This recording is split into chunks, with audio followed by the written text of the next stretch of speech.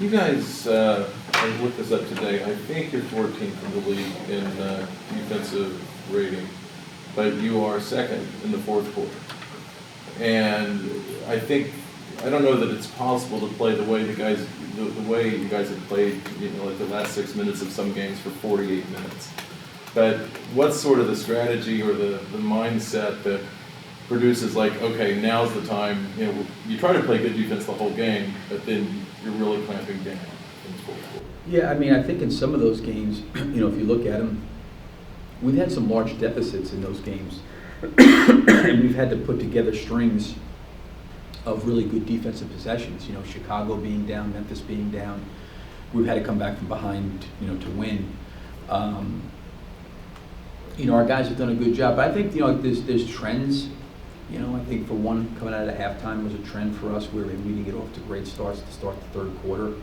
I think the fourth quarter you want to try to be efficient, on both ends of the floor as best you can. I think players get a better sense of how the game's going, flow, rhythm, and the timing of the game. I don't know if there's anything to it, that I sit there and say that, these guys just all of a sudden decide to turn it on. I feel like our guys give great effort all the time. And, sometimes the ball goes in for the other team, sometimes it doesn't. But I think we've done a pretty good job of trying to defend really throughout the course of the game. Dallas has, for most of the season, played at a league record offensive rating. What has enabled them to sort of take that next step offensively this year?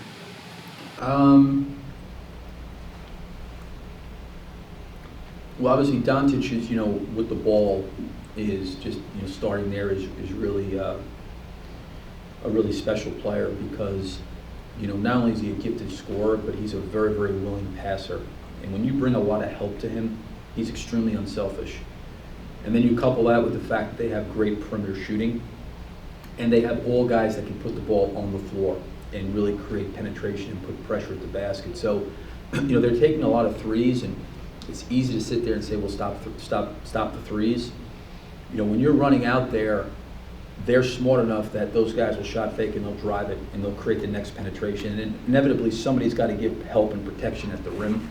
And that's when those guys really are good in terms of moving it and making the extra pass and playing off one another. But they'll put, 5 guys out there that all can put the ball on the floor and all can play. I mean, Porzingis, in particular, he's stretching it, but he puts it down. He's highly skilled.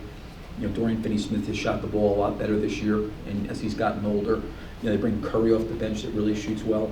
So they've got a lot of guys that can score and put it down. And then I think that they play unselfishly. They're willing when there is help to make the extra pass. Billy, obviously, with Gallinari back there, he's going to go back to the bench. But in the games that he started, was there anything that you saw that you didn't know prior that you might want to play him more with the starters in just some areas during the games? No, not really. I mean, I think the biggest thing for me with him is just his growth, his development. I thought he did more things. I thought there was a couple games going into the Charlotte game, maybe even more so the Charlotte game. I just thought in the Charlotte game he was a spot-up shooter, and there's more to his game than that. And I thought in the Toronto game he put the ball on the floor a little bit more. He took shots when they were there. He drove it. He tried to be aggressive. So just encouraging him to play as hard as he possibly can, and understand, he's got to understand that when he makes mistakes or things don't go well, he's got a responsibility to himself and to the team to not drop his head or to get down and get frustrated with himself, but pick himself back up and get himself going, because that's part of his growth. He has to go through these things. That's been, I think, the number one thing that we've been trying to get across to him, because I would say there's not anything he does great, but there's a lot of things he does really, really well that I think can end up becoming elite. He's going to become a better jump shooter.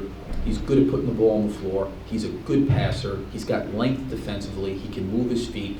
But in all those areas is the one thing that he's probably lacking is just his experience. So when he catches the ball, when does he drive? When does he pass it? When does he shoot it? Like all those things he's having to learn. And he'll get better and better and I think you'll start to see him, his game continue to expand and grow out, from where he is today. Coach, you haven't seen Luka since the preseason. What are your thoughts of just how the steps forward he's taken this year as far as just? Yeah, I mean, he's a terrific offensive player. I think, last year he was off the ball and then they put him on the ball. Obviously, he really shoots it. He gets fouled a lot. He's a really good passer. I mean, he's almost averaging a triple-double. So, I mean, he's impacting the game in a lot of different ways. Going back to that preseason matchup, I remember one of the big takeaways was Hamidou Diallo's defense on Luka. Some nice things, but then he got foul happy a little bit, maybe some bad calls here and there. But coming back from 5 weeks of inactivity, is that something that you're not concerned about, just throwing him out there against Luka? Potentially. I mean, we have to. We've got to get him back, and the only way to get him back is to play him. So, I don't know where he's at right now, just because I haven't really seen him in any live situations. But he's worked out quite a bit. I have confidence in Hami. I know he'll work really, really hard. It's not like anybody's stopping this guy. He's getting 30 a game. So, everybody talks about like matchups on guys and who's guarding guys and stuff like that. But my question is like, he's still getting 30 a game. So, like, they're just guys that are really, really difficult players. So Hami could do a really, really great job on him, and he could still make shots. He's got that kind of scoring ability. Billy, considering how different the roster has been this year and how different it's been a season for you. I'm sorry, we did the first part. Considering how different the roster is this year, and really, I guess, has been over the last few years that you coach, how much are you enjoying this season as compared to maybe some of your others in the past? I mean, I always enjoy all the seasons. I don't really look at them any differently. I mean, you deal with different personalities and different guys. I think the one thing that people don't realize is that these guys are all human beings. They have feelings, they have emotions, they have things that they go through, there's things that they deal with, in their personal life, like we all do. They're no different than anybody sitting here in the room. But I've always tried to take on, the approach or the mindset that, the hand that you're dealt with, you try to do the best job you can with it. And you try to help the team, as best you can help them and help them individually as best you can.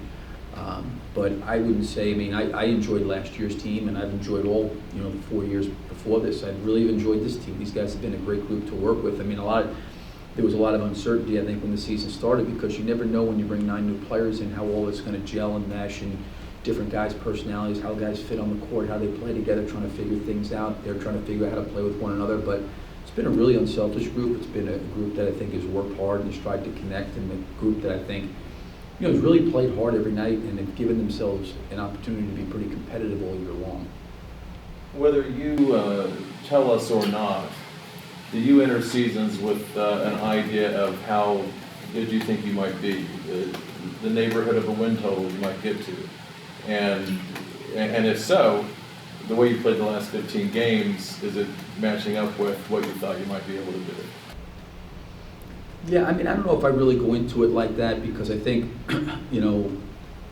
the dynamics of the team since I've been here every year have changed. So I think it would be premature to go in there and just speculate, of what your record's going to be. I've never really looked at it that way. I've always looked at it like the team starting here, can we keep growing and getting better, and can we improve, as a team? And I think for me, because the roster has changed so much since I've been here, you got kind of go in with a level of optimism and hope that the group will continue to gel and get better and improve and grow, together as a unit. But I don't really. Would that mean you're not in the identifying the ceiling business? You wouldn't. No, I don't. Listen, I think there's certain teams, that have like ceilings on them.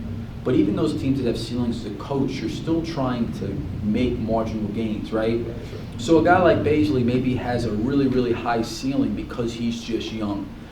Chris Paul, at 15 years in the league and 34 years old, is scratching and fighting for every inch of possible improvement. You know what I mean? So it's all varies on the player. It all varies on where a guy's at in his career, and how much room he's got, to grow and to get better.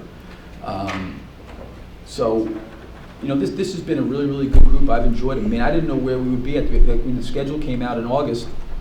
you're looking at 9 new players in our first 25 games. Not to say tonight's not a heck of a challenge for us, but the first 25 games, it was like, geez, what do we? I have no idea, to sit there even project where we would be at. We got a lot more games coming. I mean, this is a heck of a. We have 18 games in I think 31 days coming up. So. We've got to, whatever happens, whether it's wins or losses, we've got to find ways to make improvements, and we've got to make ways for growth. And I do think this team, because they're new together, there is a ceiling to continue to improve and get better. Hey there, NBA fans. For exclusive NBA content, subscribe to Fanatics View YouTube down below.